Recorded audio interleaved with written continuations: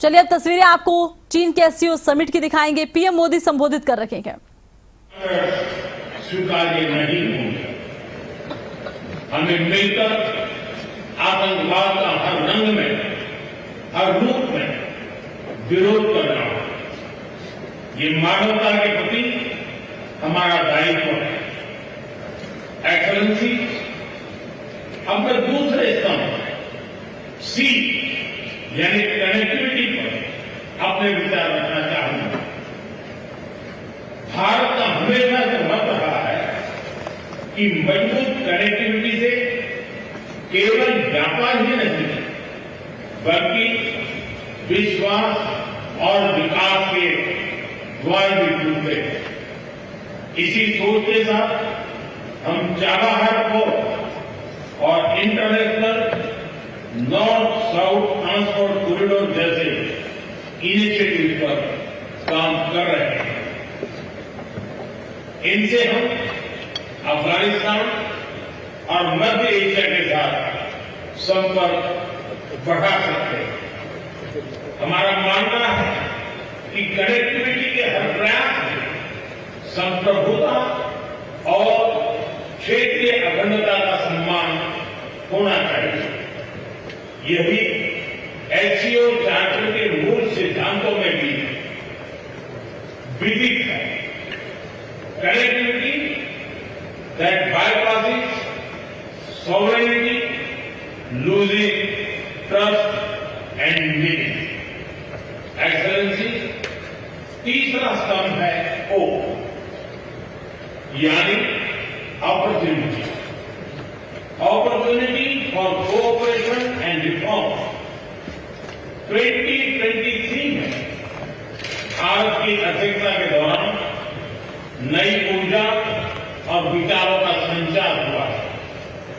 Startup और innovation, traditional medicine, youth empowerment, digital inclusion और shared Buddhist heritage जैसे नए विषयों को अपने सहयोग में जोड़ा। हमारा प्रयास था कि एससीओ को सरकारों के परे भी ले जाए। सामान्य मानवी, यंग साइंटिस्ट, स्कॉलर्स और स्टार्टअप को भी आपस में जोड़े।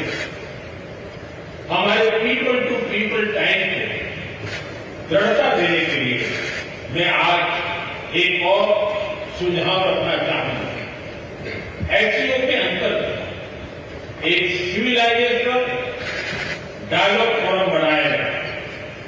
इससे हम अपनी प्राचीन सभ्यताओं, कला, साहित्य और परंपराओं को वैश्विक मंच पर साझा कर सकते हैं। एक्सेलेंसी, आज भारत रिफॉर्म, परफॉर्म, ट्रांसफॉर्म के मूल मंत्र पर आगे बढ़ रहा है। कोविड हो या वैश्विक आर्थिक अस्थिरता, हमने हर चुनौती को अवसर में बदलने का प्रयास किया है। हम लगातार वाइड रेंजिंग रिफॉर्म पर काम कर रहे हैं। इस देश में विकास के साथ साथ अंतर्राष्ट्रीय सहयोग के लिए भी नए अवसर खुल रहे हैं। मैं आप सभी को भारत की विकास यात्रा से जुड़ने के लिए आमंत्रित करता हूं। एक्सेलेंसी, यह खुशी की बात है कि एससीओ भी समय के अनुरूप इवॉल्व हो रहा है। ऑर्गेनाइज्ड क्राइम, ड्रग ट्रैफिकिंग और साइबर सिक्योरिटी जैसे समकालीन चुनौतियों से निपटने के लिए 4 नए केंद्र बनाए जा रहे हैं। हम इस रिफॉर्म ओरिएंटेड माइंडसेट का स्वागत करते हैं। वैश्विक संस्थानों में रिफॉर्म के लिए एससीओ सदस्य आपसी सहयोग बढ़ा सकते हैं। संयुक्त राष्ट्र की 80वीं वर्षगांठ के अवसर पर हम एकमत होकर यूनियन रिफॉर्म का आवाहन कर सकते हैं।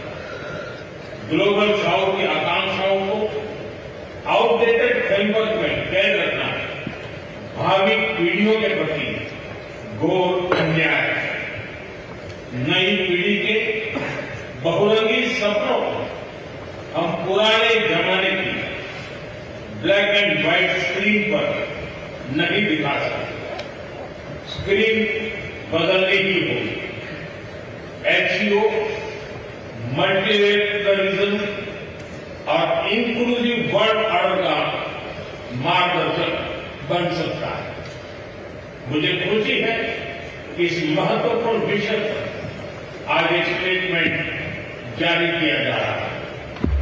एक्सेलेंसी, हम सभी पार्टनर्स के साथ समन्वय और सहयोग के साथ आगे बढ़ रहे हैं।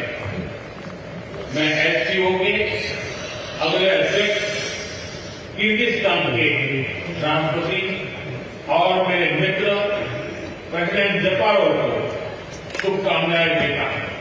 बहुत बहुत धन्यवाद। पीएम मोदी ने संबोधित किया कि पीएम मोदी का संबोधन आप सुन रहे थे। चीन के तियानजिन में एससीओ लीडर्स की बैठक और पीएम मोदी ने हर पहलू पर बातचीत की के पीएम मोदी ने कूटनीति के लिहाज से देखिए बहुत महत्वपूर्ण संबोधन यहां किया कि एससीओ समिट में पीएम मोदी ने संबोधित किया के और इस मौके पर आपको ये बता दें उन्होंने टेररिज्म का भी जिक्र किया है। कहा है कि हमारा देश टेररिज्म के प्रति जीरो टॉलरेंस की नीति अपना रहा है। मंच पर पुतिन भी मौजूद हैं। एससीओ समिट में पीएम मोदी ने बेहद खास संबोधन किया है।